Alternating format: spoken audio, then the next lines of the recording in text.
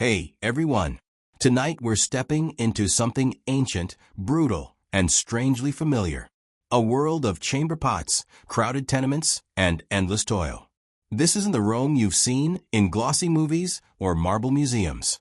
No emperors, no gladiator jewels, just the daily grind of survival in a city built on the backs of people history forgot.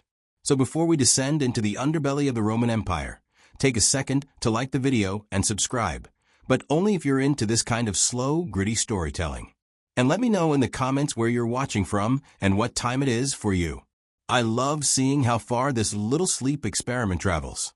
Alright, turn the lights down low. Maybe throw on a fan or get settled under the covers because you're about to wake up in ancient Rome, and odds are you're not making it to nightfall. Congratulations, you've just woken up in ancient Rome. Not in a palace, not in a marble villa surrounded by fountains and toga-clad servants swirl grapes. No, you've landed where most people lived, where the plumbing is theoretical, the walls are one good fart away from collapse, and your upstairs neighbor is always stomping around like a gladiator on leg day. You're in an insula, the Roman version of an apartment building. Sounds promising, right? Maybe something with a courtyard, a bit of sunlight? Wrong. The Latin word insula literally means island, and that's the first clue that you are absolutely stranded. You're on the 4th floor if you're lucky. Anything higher than that, and you're basically living in the rafters of a fire hazard. These buildings are made of brick, wood, and wishful thinking. They sway in the wind, lean against each other like drunk friends, and have an average structural integrity of a stale loaf of bread. And speaking of bread, don't even think about making toast. Open flames are banned because one bad cooking accident and the whole block goes up like a Saturnalia bonfire. Your room is about the size of a modern walk-in closet. There's a cot, term used generously, made of rope and straw, and a threadbare blanket that smells like every person who's ever used it before you. The walls are damp, stained, and close enough together that if you lie on your side, you can touch both without moving. You have no windows. Light filters in from a crack under the door and from a hole someone accidentally punched through the roof with a broom handle 3 tenants ago. There's no privacy. You share this space with 2 other people, one of whom is coughing with such dramatic flair that you briefly wonder if you're living in a poorly written tragedy. Spoiler, it's not drama. It's probably tuberculosis. Outside, the morning begins not with birdsong, but with the rumble of wooden carts and the melodious yelling of vendors hawking olives, fish, and something that may have been bred in a former life. A donkey brays like it's dying. Children cry like they're dying. And someone's already arguing over taxes 2 floors below. You stretch. Bad idea. Your back cracks like a papyrus scroll in a drought, and you immediately regret trying to act like someone whose spine hasn't been curled into a question mark by years of hard labor and a diet that consists mostly of beans and regret. You're about 27 years old, which makes you one of the older folks in the neighborhood. Most people die before 40, usually from some combination of injury, infection, or inhaling too much whatever it is that leaks from a latrine pit every summer. You shuffle out of bed barefoot. Of course you're barefoot. Shoes cost money, and if you had money, you wouldn't be living here. The floor is cold and sticky. Is it wine? Is it urine? Is it olive oil? It's probably all 3. You step around your neighbor's sleeping form and try not to kick the communal chamber pot. It's full. It's always full. Time to relieve yourself. Great. You've got options. Option 1, the aforementioned chamber pot, which will soon be dumped, drumroll please, right out the window. There's a whole system to it. You're supposed to shout cave before you launch the contents onto the street below, which means watch out in Latin. But let's be honest, nobody does. The streets reek of urine, feces, spoiled food, and dead dreams. The gutters are open, the waste flows freely, and if you're lucky, the rain hasn't washed it all back toward your front door. Hygiene, you ask? That's adorable. There are no showers, no soap, no toothpaste.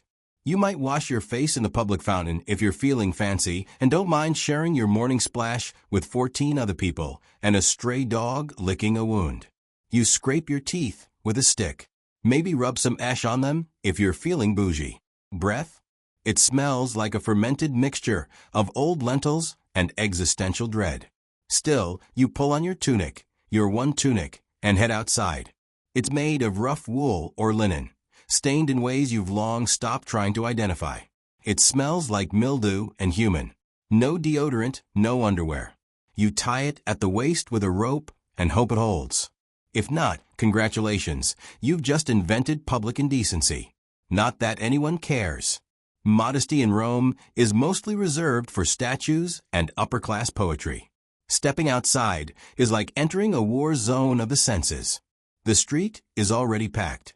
Vendors scream, beggars shout, oxen defecate mid-step.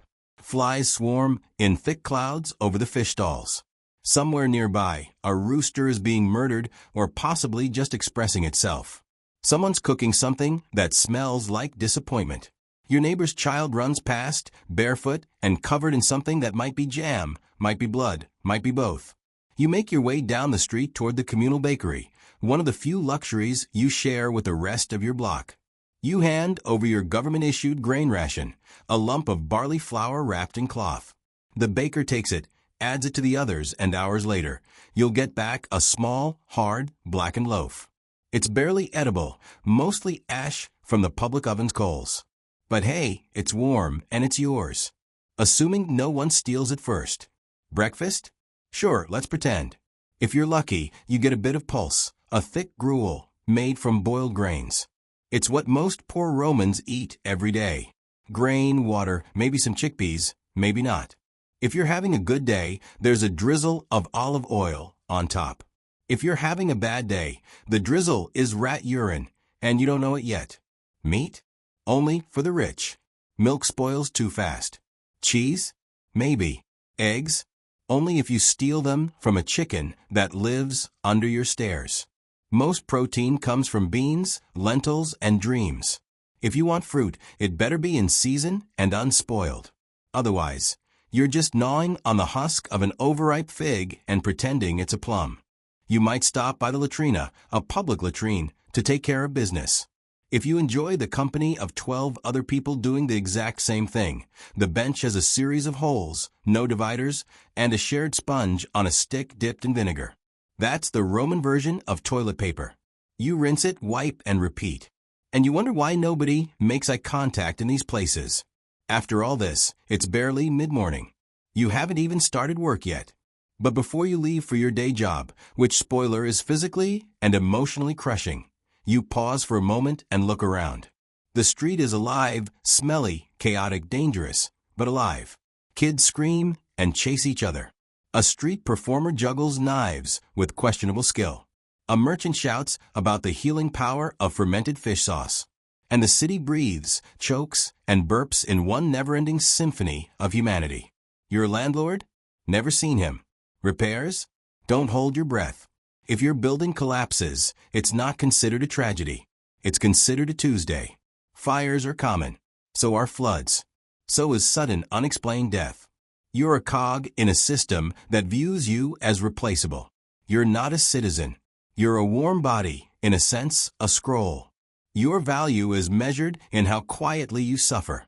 And you will suffer, because this is ancient Rome, not the Rome of marble forums and golden laurels. Not the Rome of historians and Hollywood. This is the Rome of slums and soot, of crowded insulae and chamber pots, of grit and groaning humanity. You're not Cicero. You're not Caesar. You're not even close. You're a peasant on the 4th floor, praying the 3rd doesn't catch fire again. And it's only the beginning of your day. Congratulations.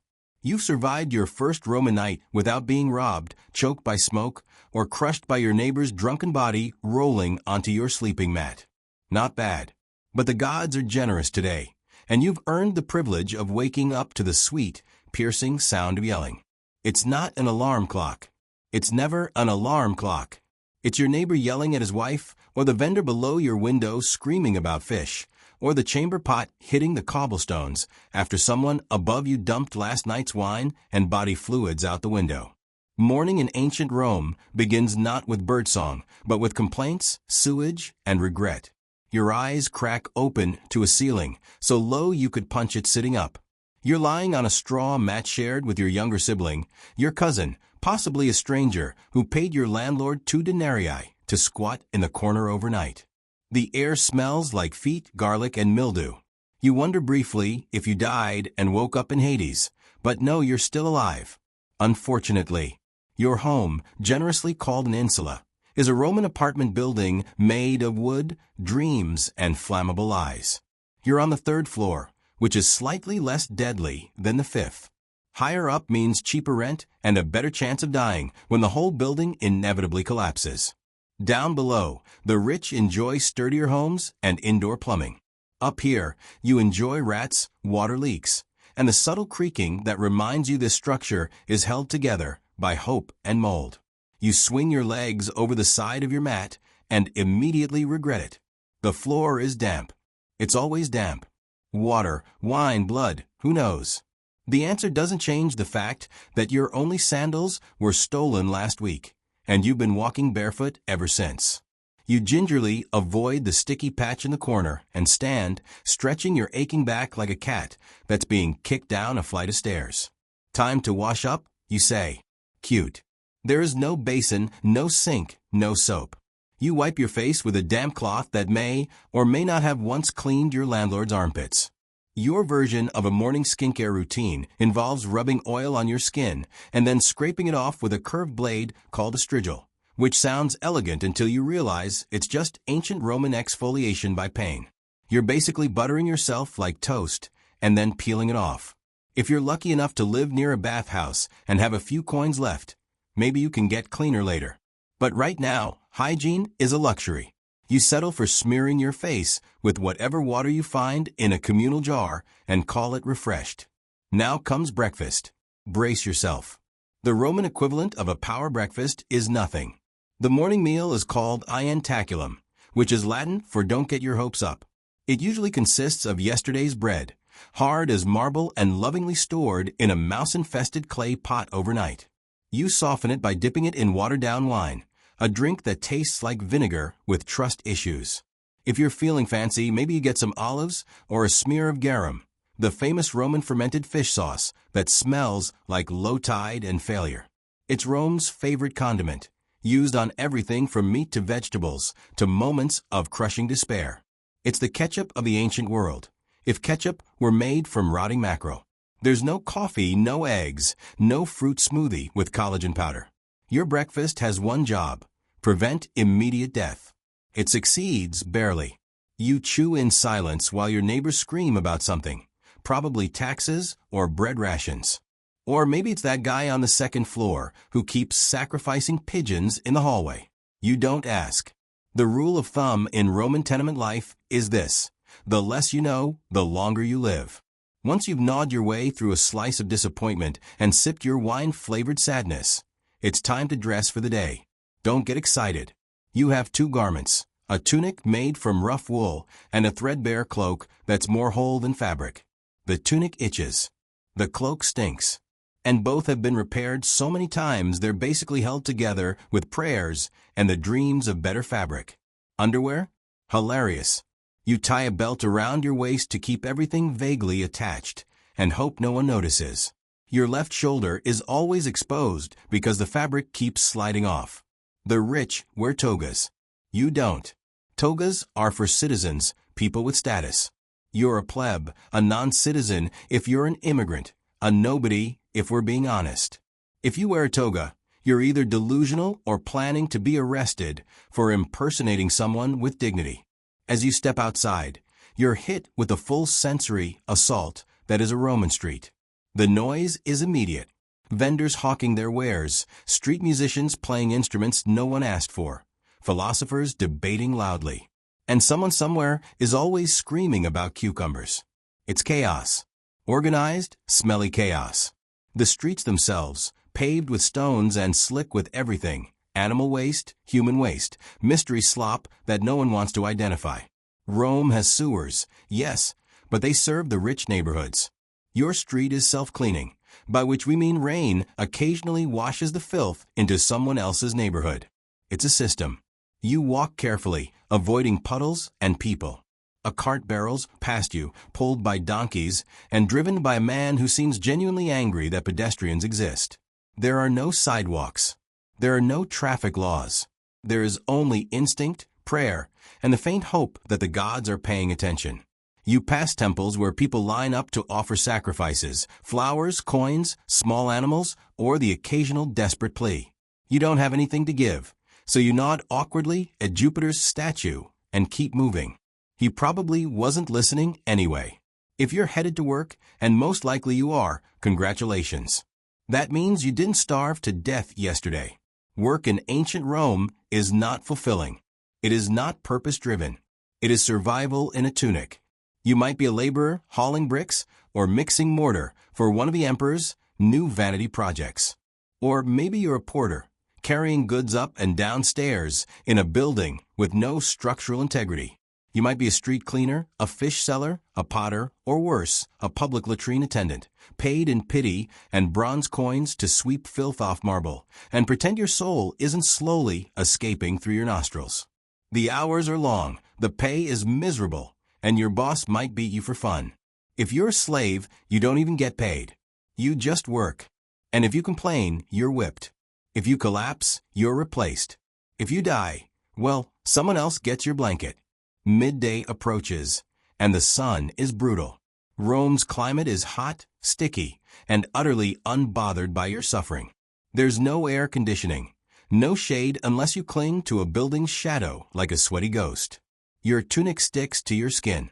Your sandals, if you have them, slap against the stones with every exhausted step. And if you don't, your feet are slowly becoming part of the pavement. Lunch? It's called prandium. And if you're lucky, it's more bread, maybe a bit of cheese, maybe dried fruit, or a boiled egg if your employer had a good gambling night. You eat sitting on a step, watching richer Romans being carried around in litters like mobile royalty. You chew and try not to think about how you're probably consuming sand and rodent hair. As the day wears on, the smells intensify. The streets reek of sweat, garbage, and garum. You pass a bakery and inhale deeply, the scent of fresh bread temporarily tricking your brain into thinking life is worth it. Then you remember bread is taxed, and your landlord raised rent again, and your water jar cracked last night, and your cousin is still sick with whatever plague is currently fashionable. You keep walking. You keep surviving, because in ancient Rome, that's the entire point. And finally, after hours of backbreaking labor, social humiliation, and a mild sunstroke, you make your way home. You ascend the stairs of your insula carefully, because the staircase is made of splintered wood and shame. One misstep, and you're joining the spirits of the fifth-floor tenants who fell last week. You reach your door. You enter. It's dark, cramped, and smells like boiling cabbage, even though you don't have any cabbage. Someone is already asleep in your corner. You don't ask who they are. You just lie down next to them and close your eyes, hoping you don't dream about the bucket. And with that, your Roman morning ends. Was it glorious? No. Was it dignified? Absolutely not. But you survived. And, in ancient Rome, that counts for something. Tomorrow, you get to do it all again. You've survived your first Roman night in the insula. Barely. Sleep came in waves, interrupted by creaking floorboards above, shouting neighbors, the distant rumble of wagons, and an itching sensation on your leg that you'd rather not investigate. You're hungry now. Not the kind of hunger that inspires a brunch outing or a carefully measured protein shake. This is more primal, heavier. Your body wants fuel. But this is ancient Rome, and you're poor. So what you're about to experience isn't breakfast. It's survival. The Romans didn't believe in breakfast as a significant meal, not in the way we do. They had a word for it, ientaculum, a small early meal typically consumed by those who had to work long days. For the rich, it might consist of bread dipped in wine, cheese, olives, or even a bit of fruit. But you're not rich. You're a plebeian, one of thousands crammed into the belly of the city, eking out a life in the shadow of Rome's grandeur. For someone of your station, ientaculum is more of a formality than a feast. Maybe a crust of coarse bread, dry and unevenly baked. This bread is likely a leftover from the day before or the day before that, made from barley or spelt, grain types considered suitable for the lower classes. It's dense, dark, and has the mouth feel of something chipped from a wall. There's no butter, no jam, and certainly no eggs or honey. Those are the luxuries of someone with coin and status. What you might have, if luck has smiled upon you, is a bit of pulse. Pulse is the quintessential Roman peasant food, a porridge made from farro, emmer, or barley. It's cooked with water and occasionally seasoned with a drizzle of oil or the faintest hint of herbs, assuming you have any. It's not pleasant exactly. It doesn't nourish so much as it fills, a heavy, steaming paste that sits in the stomach like an anchor. On worse days, it might be prepared with river water or stored rainwater, slightly green and earthy. You eat it quickly. Slowly, just gives your brain time to realize it tastes like boiled dampness. And yet, this is your fuel. Pulse, maybe a bit of bread and water. If you're lucky, you've managed to secure some pasca, a common drink among the poor and the military. It's made by mixing vinegar with water, sometimes infused with herbs if available. It sounds unpleasant, and it is, but it's far safer than drinking untreated water straight from a public fountain or cistern. The acidity of the vinegar kills bacteria and masks the taste of unclean sources. It's sour and sharp, but it does the job. The public fountains of Rome flow constantly, fed by those legendary aqueducts. But that doesn't mean the water's clean where you live. Rome's water system was advanced, yes, but only until it reached the labyrinthine lower districts. There, the water quality depended heavily on the maintenance of lead pipes and the cleanliness of the castella, the distribution tanks feeding your block. And maintenance wasn't always a priority in neighborhoods like yours. If someone upstream threw garbage, urine, or animal remains into the drainage channel, or worse, into the water itself, you'd never know until it was too late. Hunger is a quiet constant for you. Even when you eat, it never really fades. Food is expensive, and most of your earnings go toward rent, taxes, or staying on the good side of your local patronus. So you ration what little you have. You learn to chew slowly, savoring every bite like it's a luxury. There's no variety. You eat what's available, and more often than not, that means you eat the same thing every day. Meat? Almost never. The occasional salted fish, usually garum-cured scraps or sardines so pungent they could double as weapons. Meat is reserved for the upper classes, for religious festivals, or as part of a soldier's rations. If you do get your hands on some, it's offal organ meat, bones, things the rich don't want. You don't waste a single scrap. As for fruits and vegetables, they appear sporadically. You might find some wilted leeks, onions, or turnips in the marketplace at a discount near closing time. Apples and figs are seasonal, and while Rome's Mediterranean climate makes such things abundant in theory, your wallet tells a different story. You buy what others don't: split fruit, half-rotten dates, bundles of wilted greens, all wrapped in yesterday's gossip and grime. It's edible, technically, you hope. And if you're truly desperate, there's the street food. Rome had an active street food culture, particularly for the poor who didn't have kitchens in their insula apartments. The papini, small taverns, or hot food shops lined the alleyways of working-class neighborhoods. For a few asses, the copper coins of the realm, you might get a bowl of stewed lentils, seasoned with whatever bones or drippings the cook could find. Perhaps a small skewer of meat, heavily salted and suspiciously chewy, or a honey cake made from stale grain, barely sweet and baked hard enough to require soaking before eating. These places are busy, smoky, and loud. They smell like hot oil, burned flour, and sweat. The clientele includes laborers, criminals, out-of-work veterans, and the occasional freed slave. They're not always safe. Fights break out. Money disappears. But they're your only shot at something warm, and you keep coming back. It's important to understand that most Romans didn't cook their own food. The lower classes lacked private kitchens. Fire laws made it dangerous to cook in cramped wooden apartments. So communal ovens and public bakeries filled the gap. But that also meant you were always dependent on merchants, on bakers, on the shifting prices of olive oil and grain. Speaking of grain, it's the backbone of the Roman diet. The government knows this. That's why they introduced the annona, the grain dole, a state-sponsored distribution of grain to eligible Roman citizens. If you qualify, you receive a monthly allowance, enough to make bread or pulse for a few weeks. It's not generous, but it's better than nothing. For many, it's the line between hunger and starvation. But access isn't guaranteed. You need to be registered, male and Roman. If you're a woman, a foreigner, or a slave, the annona isn't for you. You find other ways. Food for you is rarely fresh. Bread goes stale quickly in the Roman humidity. Pulse clings to the bottom of pots long after it should have been scrubbed out. What you consume today was cooked yesterday or last week. Spoilage is common. Flies are constant. But waste is unthinkable. You eat around the mold. You scrape off the bad parts. You chew slowly, savoring what little flavor remains. And yet, despite all of this, the city never starves, not completely. Rome's granaries are full, its import steady. Ships from Egypt, Sicily, and North Africa sail in daily, their bellies full of grain, oil, and wine. The empire feeds its capital like a mother feeds a hungry child. You just don't always get your share. If you're a slave or a freedman in service, your meals depend on your master's whim. You might get stew, bread, or leftovers from the main table. Or you might go hungry until someone remembers you exist. If you're a day laborer, your meal breaks are dictated by your work.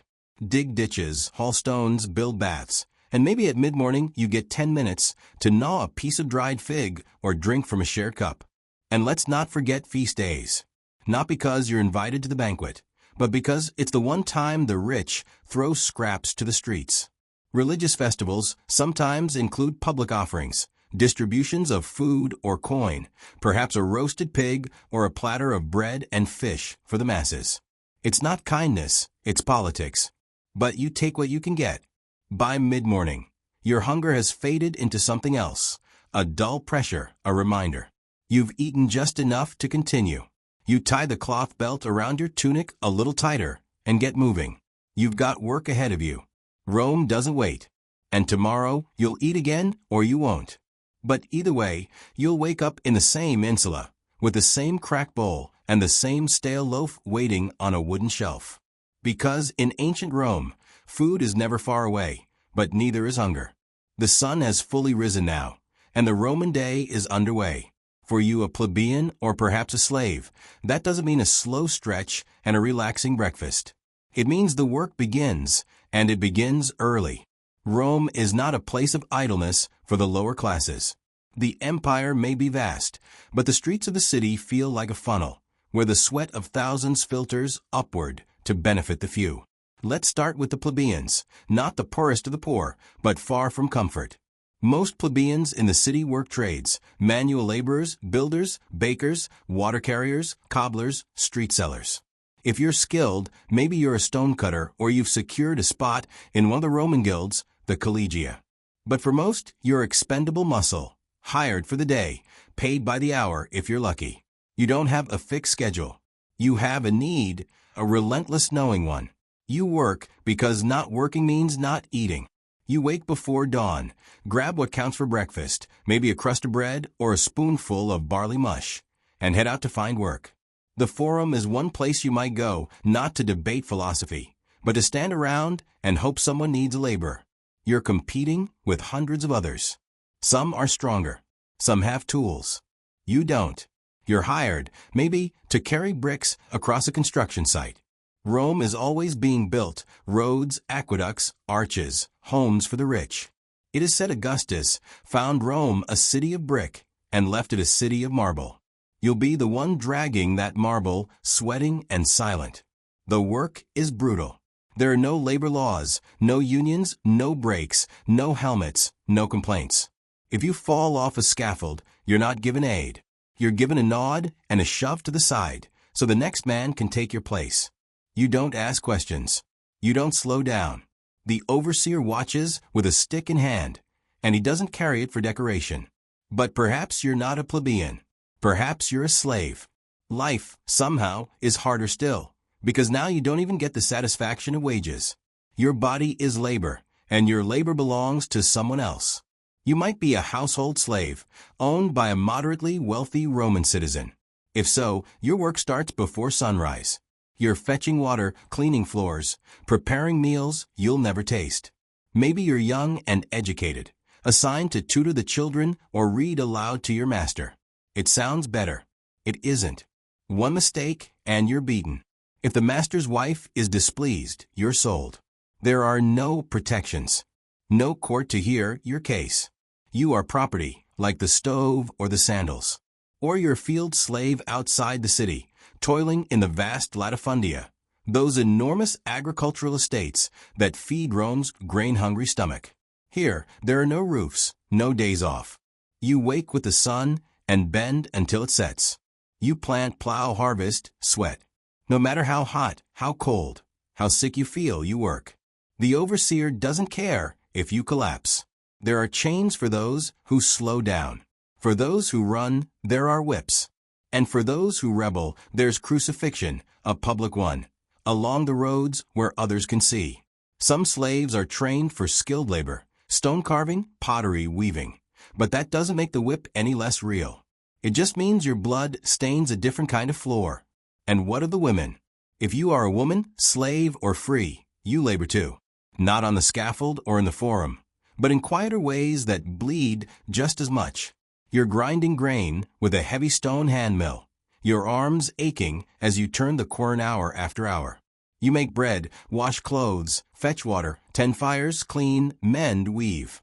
If you're poor, you might also sell small goods in the street or offer your services as a wet nurse or a midwife. In desperate cases, you might sell yourself. Prostitution is legal in Rome, taxed even. It is not a profession of glamour. It is survival. There are no toilets in your insula, no kitchens. So you make do in the alleyways or public spaces. Fires are frequent. The stairs collapse. Your children are not safe, not from hunger, not from illness, not from the building itself. Life expectancy is low. Infant mortality is high. Your child's best chance is to survive to 5. After that, it's still a coin toss. And yet, Rome moves on. The senators debate. The aristocrats drink wine on shaded terraces. Their banquets are filled with stuffed dormice and honey dates. Below them, unseen, you sweat, bleed, and endure. Your work is invisible but indispensable. The aqueducts flow, the grain ships arrive, the streets are swept because of people like you. Sometimes the monotony is broken, not for a festival or a feast, but for something worse, a fire, a collapse, a riot. Rome is a tinderbox of labor and inequality. The gap between the rich and poor isn't just wide, it's weaponized. If a fire starts in your insula, the ladders don't reach the top. There are no fire escapes. You carry your children, your pots, your life on your back, and hope the flames stop before your floor is reached. Or maybe you're caught in a food riot. The grain is late, the bread is moldy, the people are hungry. You crowd the forum, shouting with the others, demanding your portion. The guards arrive, batons, shields, blood in the streets. You are dispersed, not heard. And then there's disease. Filth lines the alleys. Latrines overflow. The Tiber, your drinking source, is also a sewer. You wash clothes in it. You bathe in it. You drink from it. Parasites thrive. Illness spreads. You know the signs, a fever, the chills, a child coughing in the night. There is no doctor, no apothecary for your kind, only rest, prayers, and hope. And hope rarely comes. But still you work.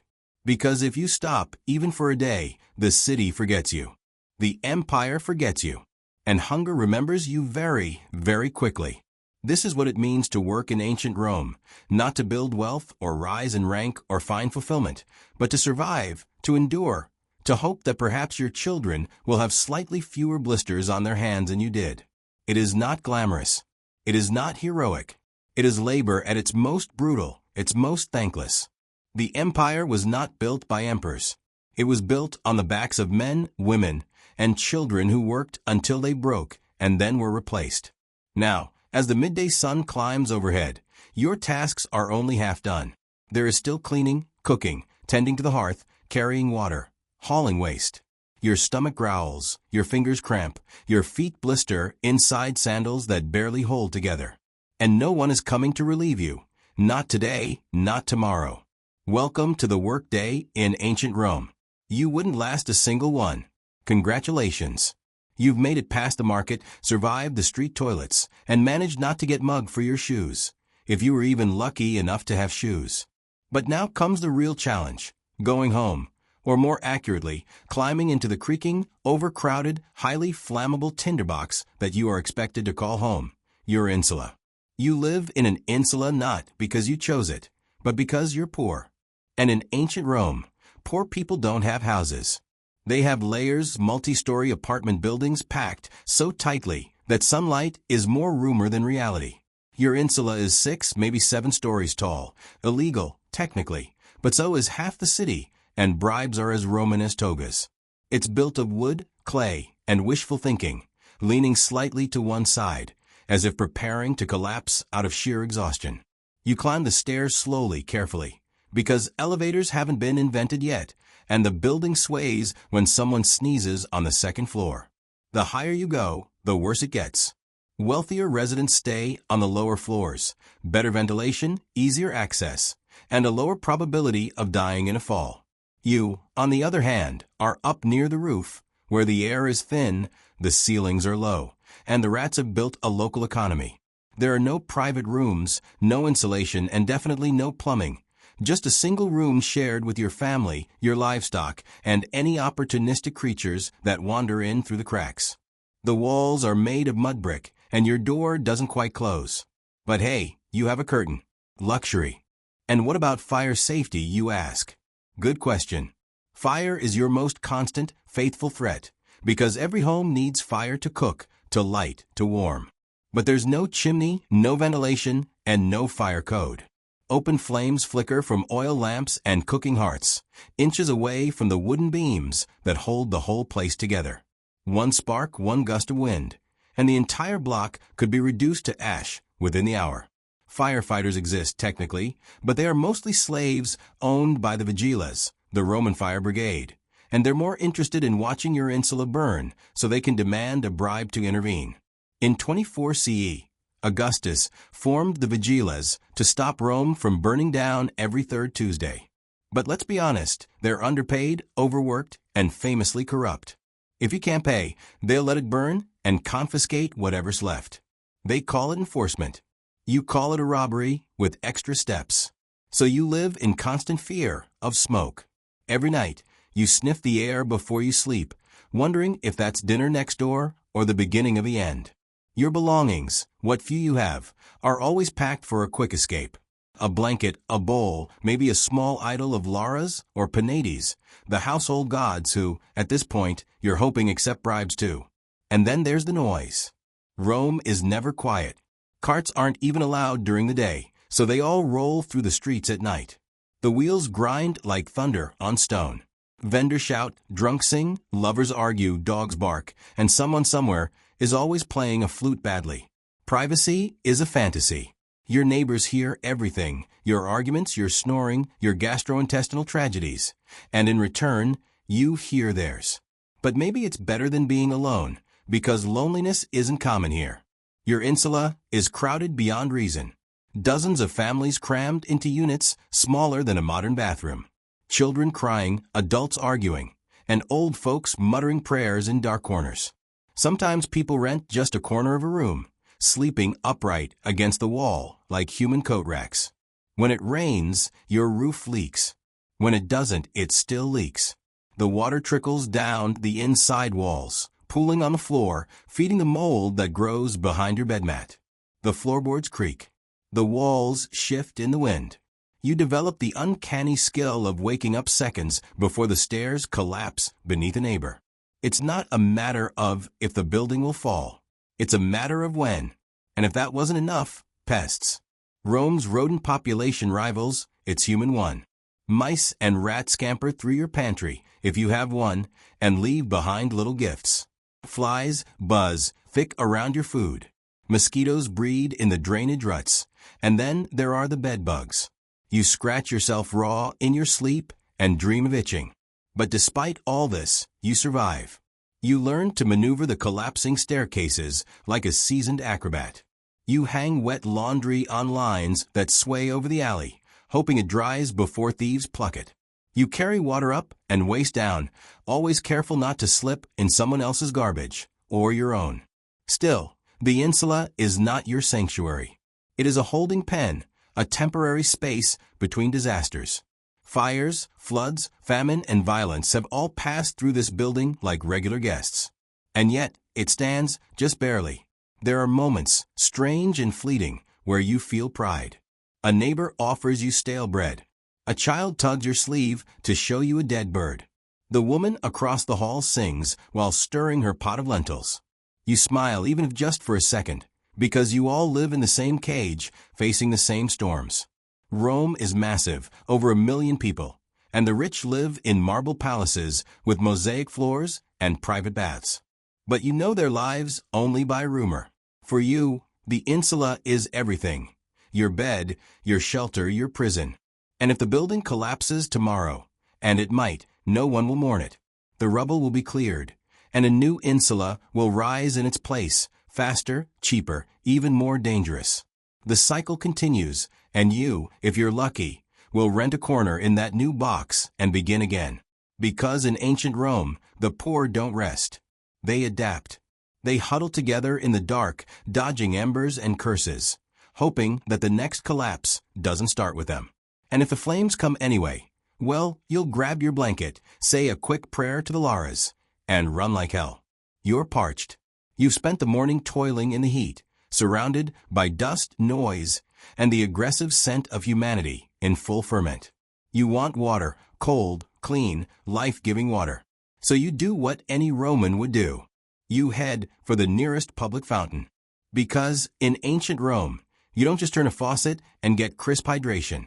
You rely on a sprawling, complex, and dangerously vulnerable infrastructure of aqueducts, cisterns, and communal outlets. And if any part of that system fails, so do you.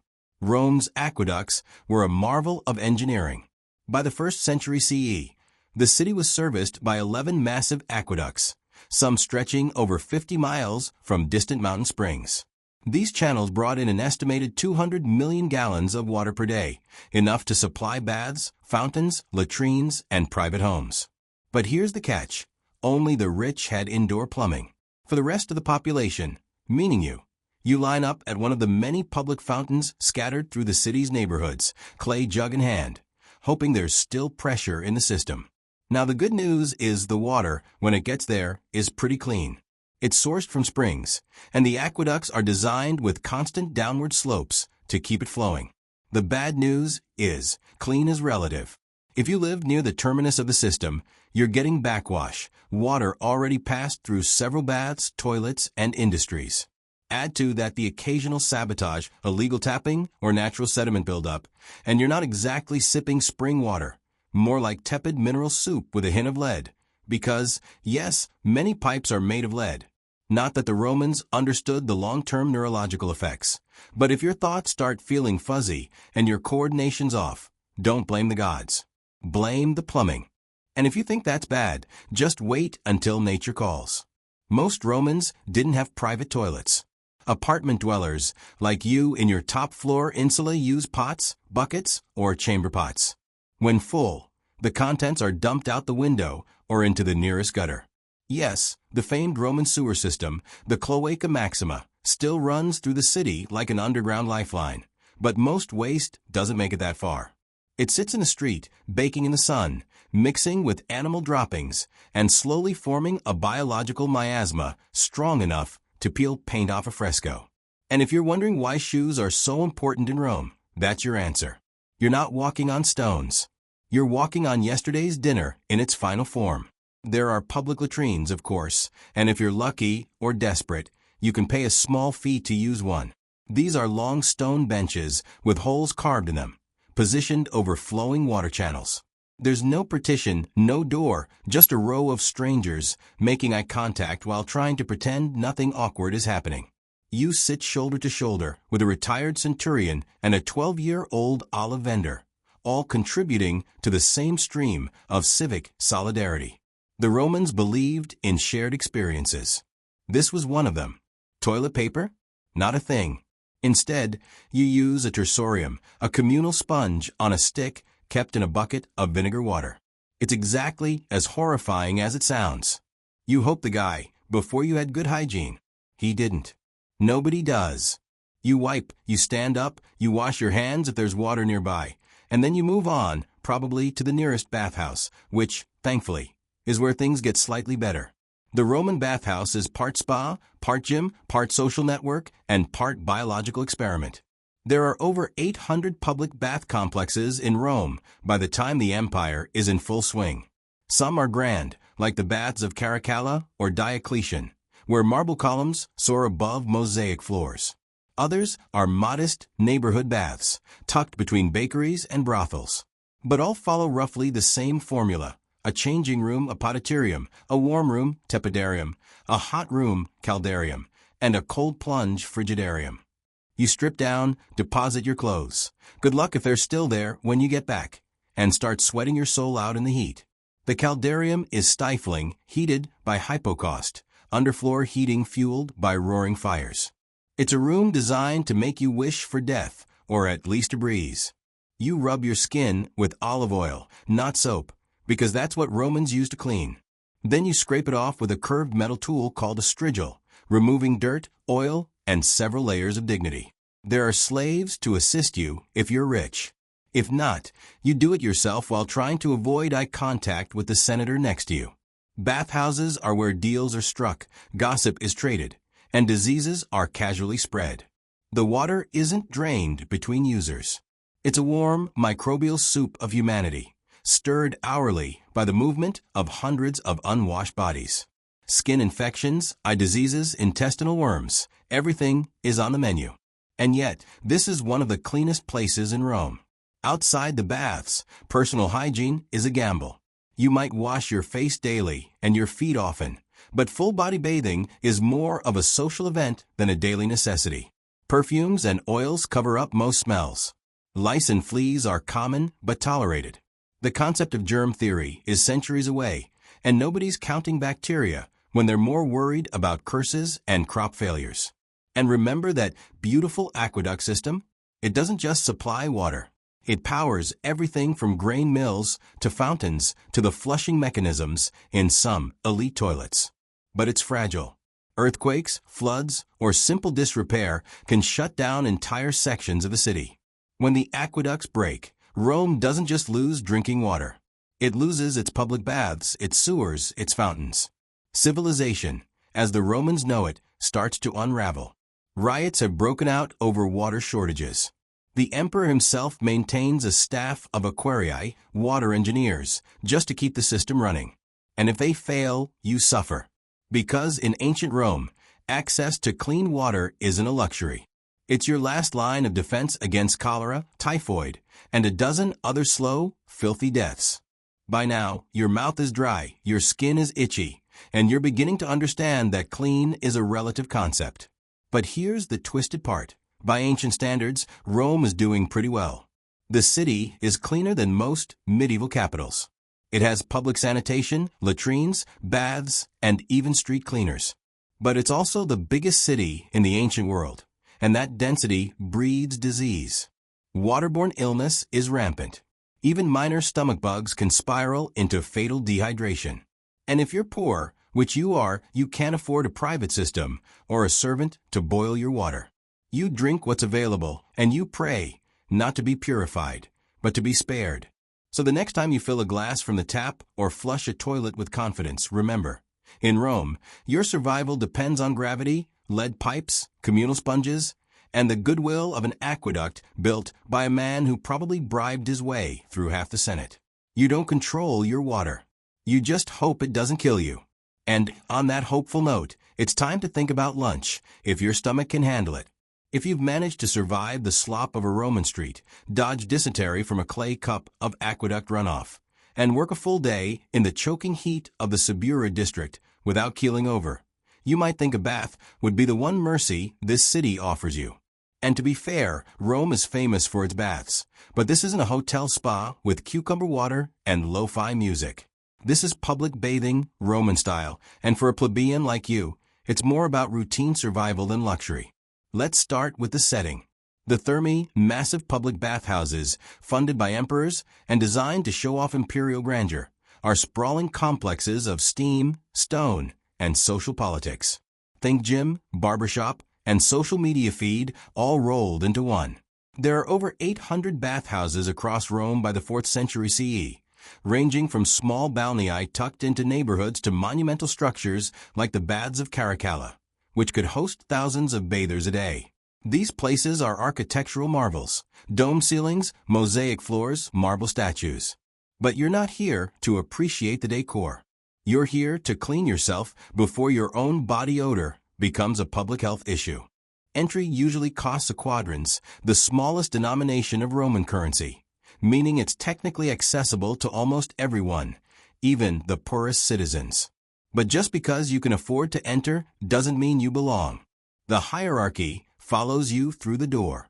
Senators and equestrians recline in the hot pools and gossip in the tepidarium, while slaves like you scrub themselves with worn-out strigils in a corner, hoping no one important notices you tracking in street filth. The bathing process follows a predictable pattern. First, the apoditerium or changing room. There are no private lockers. If you don't have a slave to guard your tunic and sandals, someone might walk off with them. Clothes are often stolen here, especially from the lower classes, and the clothes watchers, mostly enslaved boys, are often in on the thefts. Lose your clothing, and you might be walking home barefoot, wrapped in shame and public laughter. Next is the palestra, the exercise yard. Yes, before bathing, Romans like to work up a sweat. You'll see men wrestling, lifting weights made of stone, or flinging javelins across the field. Some even box Roman style, with metal-studded gloves called cestus. For the lower classes, this isn't just sport. It's a place to prove physical worth. But you're not here to make friends. You run a few laps, feign a squat or two, and head straight for the baths. Your muscles are too sore from hauling amphorae all morning. Inside the baths, you'll move from the cold frigidarium to the warm tepidarium, and finally to the blistering caldarium, where steam clings to the air and your skin. There's no soap. Instead, Romans coat themselves in olive oil, then scrape it off with a curved bronze tool called a strigil, taking dirt and sweat with it. If you're lucky, someone will help you, a friend, or more likely, another laborer just trying to speed things along. There's no privacy. You're naked among dozens of others, and the sounds of laughter, gossip, and grunts echo off the marble walls. This place is noisy, crowded, and hot. The air smells like a cocktail of oil, sweat, and mildew. Beneath the mosaic floors, fires rage in the hypocaust system, an ingenious heating network that uses raised floors and smoke tunnels to pump warmth into the caldarium. Slaves tend these fires all day, shoveling wood in suffocating rooms with no light and no fresh air. Some die from the heat, but their deaths make the marble hot to the touch, the cost of Roman cleanliness. The water is changed only occasionally, and filtration is a concept centuries away. You're bathing in a soup of skin cells, hair, oil, and whatever else floated off the last 100 bathers. People relieve themselves in corners. If someone bleeds during a rough shave or gets a nosebleed from the heat, that's just another addition to the communal brew. But in a city where fresh water is a gamble and soap is a luxury, this is the best you'll get. And this isn't just hygiene. It's civic ritual. Here, the bathhouse is where news spreads. Someone whispers that the emperor was spotted in disguise at the theater. Another boasts about his recent winnings at the ludus. A freedman offers political bribes in the tepidarium, while a prostitute waits in the hallway outside, pretending to be a masseuse. For the poor, this is also a rare space where you're not fully excluded. Rich and poor alike sweat together. For a few minutes, you share the same steam as men who rule provinces. But there's a danger here, too. Bodies pressed together in humid air make perfect breeding grounds for illness. The plague of Cyprian, which will one day ravage the empire, spreads partly through bathhouses. Skin diseases, infections, lice, and fevers thrive here. The stone benches are often slick with something unidentifiable, and a misstep can send you slipping face first into a tile pool lined with strangers. If you're injured, tough luck. The medicus in the corner knows less about sanitation than a modern child. Once you've scraped yourself clean and suffered the caldarium, you move on to the final step, the massage and oil rub-down. Again, if you can afford it. Most plebeians skip this, but let's say today is payday, and you indulge. A low-ranking attendant slathers you in another round of olive oil, rubbing your limbs with rough hands and muttering in Greek or Aramaic. The oil stings the cracks on your skin, the cuts from the field, and the raw patch you got last week from walking barefoot. You smile through it. The pain is worth the brief illusion of luxury. Afterward, you dry off with a scrap of wool, linen is expensive, and return to your street clothes, now damp with sweat. You check the hooks in the apoditerium. Miraculously, your tunic is still there. You step outside, blinking against the sun. You're clean, sort of, but the streets are still thick with dust, dung, and the smell of salted fish. Within 5 minutes, you're sweating again. Dirt clings to your sandals. A child vomits near your foot. The bath was never meant to last. Bathing in ancient Rome is not about cleanliness the way we think of it today. It's about participation, about appearing civilized in a society obsessed with cultus, grooming, display, and public performance. To be dirty is to be low, invisible.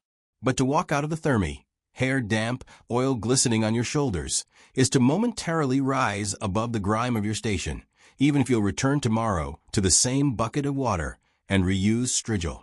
And if you think this is somehow indulgent, remember, for women, bathing was even more complicated. Separate hours or entire buildings were set aside. And while some enjoyed similar routines, many were kept at home, bathing with rainwater in cramped quarters. For enslaved women, bathing was sometimes done publicly, by force, under the scrutiny of leering men or cruel mistresses. For the wealthy, a balneum, a private bath inside their villa, ensured you never had to mix with the masses, heated by personal hypocaust, scented with imported oils from Arabia or Egypt, attended by silent slaves. But for the rest of Rome, the laborers, the couriers, the bakers, the sewer cleaners, the public bathhouse was a place of renewal, exhaustion, gossip, and risk. You went not to be healed, but to maintain the appearance of being human in a city that treats humanity like a fleeting luxury. The bath was not an escape. It was a pause from the heat, the stink, the fear, and the endless labor. It was a few minutes of semi-clean respite before stepping back into the furnace of Roman life. And with that fleeting relief, you head back out onto the cobbled road. Your feet still ache. Your skin is raw.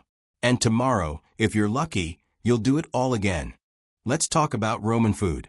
Not the banquets of emperors reclining on silk cushions with figs dripping in honey and servants fanning them with peacock feathers.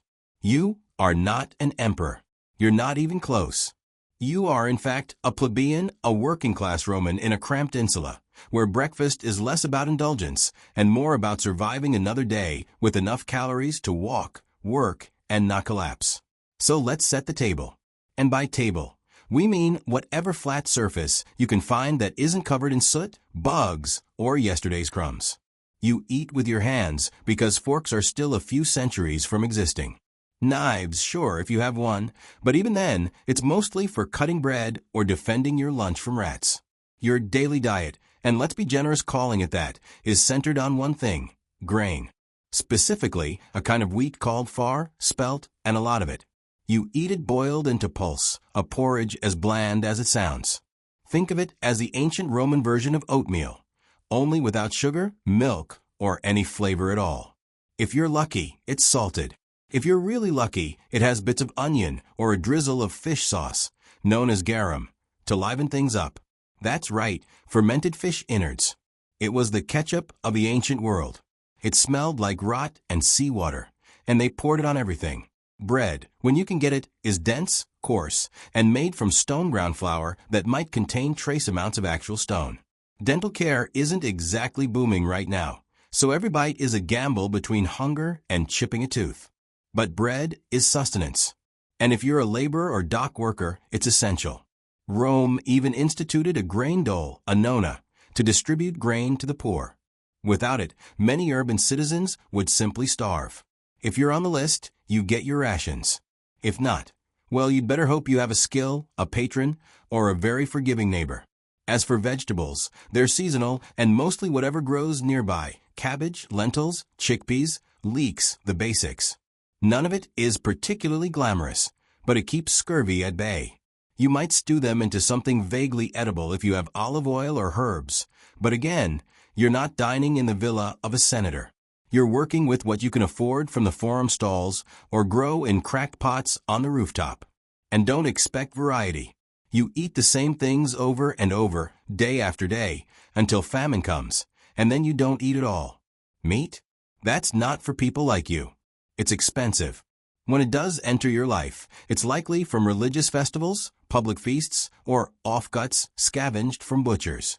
More often than not, it's organ meat, boiled liver, intestines, trotters, lungs, the parts the wealthy don't want. You learn to chew fast and swallow faster. Spoilage is always a concern. There's no refrigeration, and what passes for fresh is heavily reliant on how tolerant your stomach is. If you live near the Tiber, the smell from the open-air markets might turn you vegetarian by necessity. Let's talk about the market, the Macellum. It's loud, chaotic, and covered in flies. Meat hangs from hooks, slabs of salted pork and strips of dried fish curl in the sun. Vendors shout, dogs bark, beggars loiter, and pickpockets glide through crowds like ghosts. You can buy fish, fruit, wine, beans, nuts, or eggs if you can afford them. Everything is haggled for, weighed on crooked scales, and bagged in baskets or cloths you bring yourself. Your coin pouch, tied tight beneath your tunic, thumps nervously with every transaction. One bad purchase, and you don't eat tomorrow. Water, like everything else, is complicated. Rome is famous for its aqueducts, but the water doesn't always make it to the poor. You might have access to a public fountain, where the water is cleanish, or you might be drawing from a well near the latrines, where it's not. To be safe, many Romans, including children, drink diluted wine. Not to get drunk, but because alcohol kills germs better than wishful thinking. A mix of water and cheap wine, called pasca, is the hydration of the masses. It tastes like vinegar and hope. Now, about those days when food runs out. Famine is never far. A bad harvest in Egypt, a delay in grain shipments, or a corrupt official skimming off the top, and the city's food supply collapses. Bread prices triple. Riots break out. People storm bakeries, loot warehouses, and sometimes lynch the bakers. The emperor is expected to intervene. If he doesn't, he risks becoming lunch himself, politically, if not literally.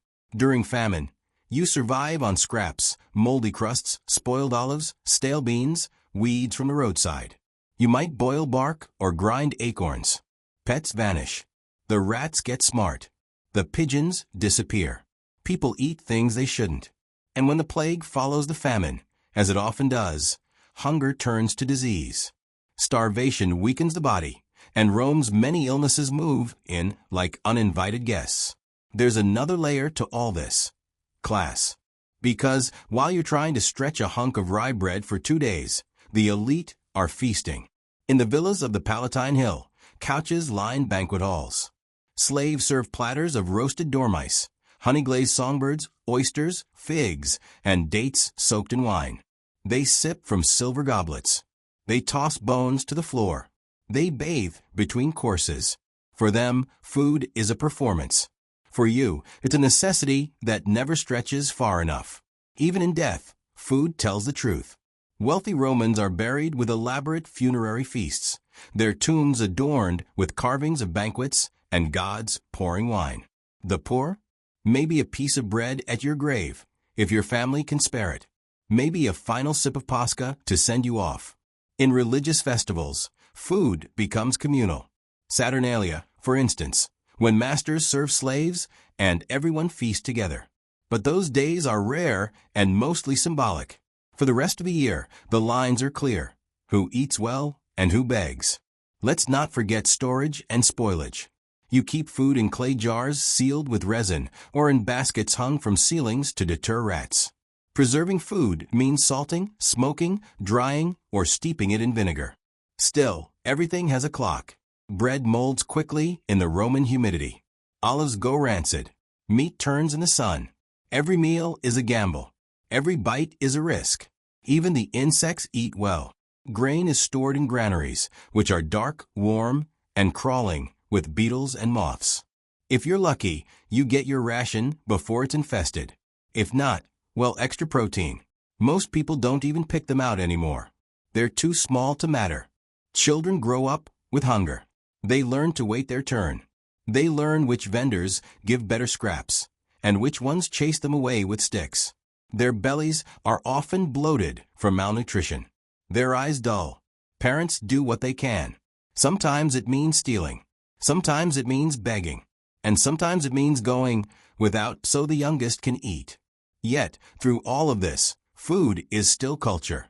Even in scarcity, Romans cling to tradition. They bake religious cakes, prepare funeral meals, mark solstices with special dishes. They cook with pride, share what little they have, and pass down recipes, thin, watery ones, from mother to daughter, father to son. The tools are crude, the ingredients simple, but the effort is there. In graffiti on the walls of Pompeii, we find complaints about bad bread, insults to tavern keepers, even jokes about watery wine. Food was a common frustration, a common joy, a common reality. You might not eat well, but you ate Roman, and that meant something. So, as you sit down with your cracked bowl of pulse, crust of tough bread, and cup of lukewarm pasca, you're not just surviving. You're participating in the daily struggle that defined the lower classes of the empire. You eat what you can, when you can, and pray for the annona to arrive on time. Because if it doesn't, your next meal might not come at all. And now that you're fed, it's time to go earn the next one. Because in ancient Rome, hunger is patient, but it always comes back. Religion in ancient Rome isn't something you do once a week. It's not a quiet, personal affair whispered in pews or practiced behind closed doors. In Rome, religion is everywhere all the time. It's baked into the bricks of the forum, painted on the walls of your insula, and written into the very schedule of your day. You don't choose to participate. You live inside it, and it watches you like the state because in many ways it is the state. You wake before dawn, and already the gods are in your thoughts. Before stepping outside, you mutter a quick offering to the household spirits, the Laras and Penates. These are the guardians of your hearth and pantry, the invisible figures that ensure your home doesn't fall apart. There's no food left to burn for them this morning, just a crumb of dried bread and a half-hearted gesture of thanks, but it's the thought that counts. Sort of. You know the stories. Neglect the household gods, and your family could suffer illness, injury, or general misfortune. It doesn't matter if you believe it. Enough bad luck strung together starts to feel like divine punishment, and soon you're scrubbing the floor and lighting incense to try to win back their favor. Outside, the street is already alive with sounds. Hawkers bark from market stalls, children dart between columns, and smoke rises in lazy curls from tiny shrines at the corners. These aren't just decorative. These are altars, small open-faced boxes holding flickering lamps, burnt offerings, and the thick scent of sacrificed animal fat. You pass them on your way to work. Maybe bow slightly, maybe don't. Someone always notices. Piety is social currency in Rome. Fail to observe the rites, and your neighbors won't just talk. They might accuse. The Roman pantheon is crowded. Jupiter rules the skies with thunder and ego. Juno watches over marriage, whether it's miserable or not. Mars is the god of war and masculinity, and Vesta keeps the sacred flame of Rome burning. A job so important that her priestesses, the Vestal Virgins, are chosen as children and punished by death if they break their vows. That's the world you live in, one where virginity, fire, and political stability are all bound in a single thread, and where the divine is never more than a few footsteps away. Religion isn't optional. It's calendarized. Over 100 official festival days a year, Lupercalia, where half-naked men chase women through the streets in the name of fertility. Saturnalia, where slaves and masters switch roles for a day in a wild, upside-down mockery of freedom. And then there are the Consualia, Vinalia, Robigalia, and more. Festivals to crops, harvests, rain, sun, and even mildew. Yes, mildew.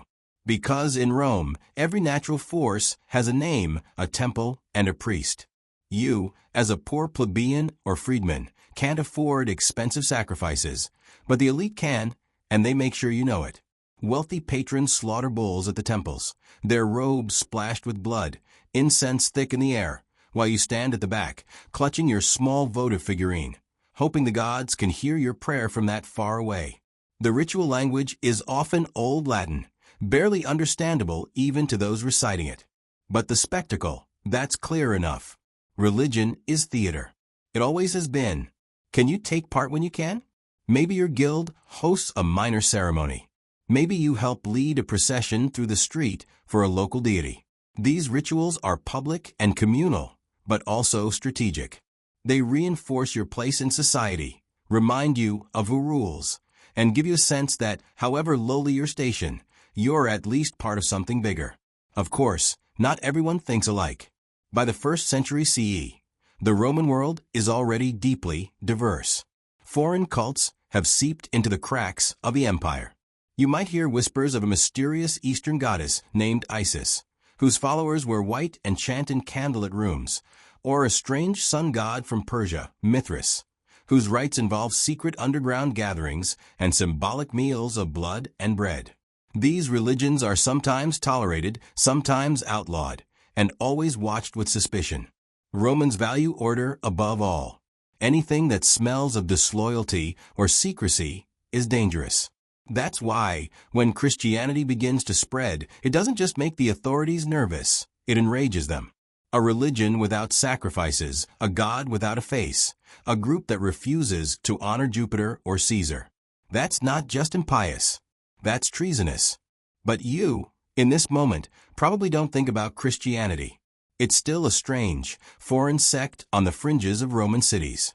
You've heard of them maybe, but your life is ruled by the gods of your ancestors, the expectations of your community, and the sheer momentum of tradition. Superstition is the second skin of daily life. You avoid walking under ladders, not because it's unsafe, but because it invites bad luck. A black dog seen at night? Omen of death. A sneeze? You immediately say salve, not out of politeness, but to protect the soul from